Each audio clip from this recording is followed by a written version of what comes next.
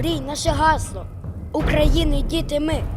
Нехай Москва лежить в руїнах, а нам на це не чхати. Смерть, смерть москалям! Смерть, смерть москалям! Є, все.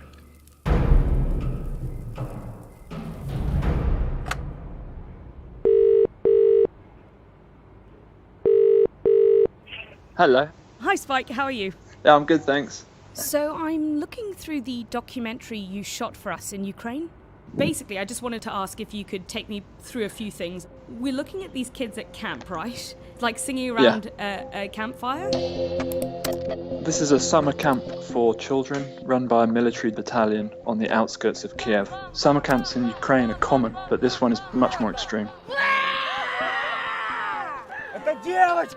The kids spend a week on the camp. They learn patriotic songs, they receive firearms combat training, and they participate in combat reconstructions. The children that you're seeing in this edit, half of them have a direct relationship to a battalion called Azov. So who is Azov? Azov are a controversial Ukrainian battalion.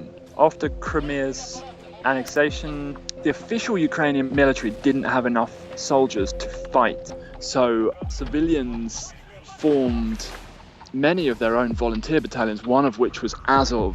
Soon after, in November 2014, Azov were brought into the official National Guard. So now they're a legitimate battalion. В дитинстві взагалі немає уявлення, що таке війна, мабуть, і не задумуєшся. Це зараз. То дітям треба казати, що в нас війна, щоб вони розуміли. Моє рішення. Я цілий рік хотів цей табір.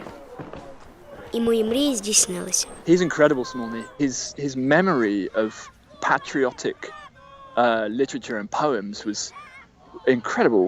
The kids live in tents, and sometimes they're woken up at 3 a.m. by fireworks or like smoke grenades, you know, and they have to get out of their tents and simulate combat. But if you ask any of them, they enjoy it.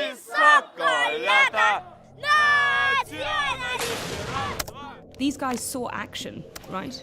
Who were they actually fighting against in that like archive footage?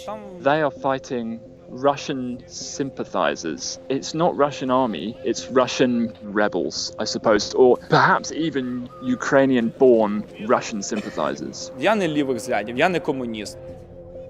Я не нацист, не фашист. Я націоналіст своєї країни.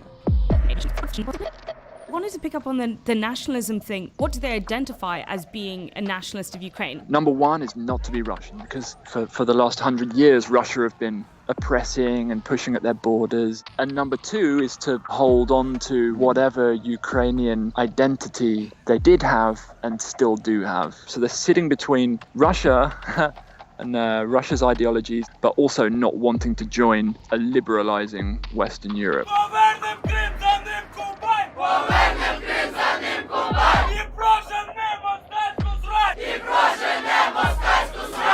Те ж саме ми хочемо привити до дітей, щоб вони любили Україну, щоб вони її не споплюжували. Покоління, яке зараз в нашій країні, воно повинно забезпечити фундамент для іншого покоління. Быстрее, быстрее, быстрее! And did you get a sense that people like approve or don't approve of these camps? The idea of the Azov camp specifically is less popular depending on who you speak to. The Ukrainian public offer them some gratitude for the work that they did in 2014 in terms of saving part of the east of Ukraine, but their ideologies are radical for the rest of Ukraine. They don't like immigration, they don't like foreigners.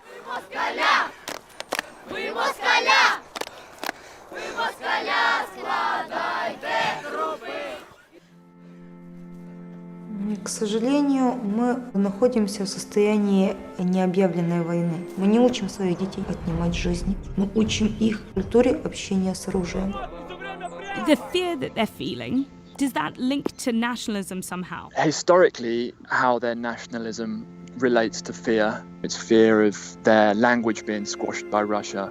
It's fear of their land being taken away by Russia. Is there an argument to be made that these camps kind of a stoking the fear or providing a solution? To say, isn't it? If the children didn't go to these camps, the children wouldn't have such a deep idea of Ukraine-Russian history. But then I guess if the war came closer, would they be hindered by that? I don't know. I'm sure the camps do propagate the fear, but whether or not it's necessary, I really don't know either. Страх – це зло. Страх – це чорна смість, яка доводить людей до сказу. I think we've got everything, Spike. Okay, good luck. Speak to you soon. Bye.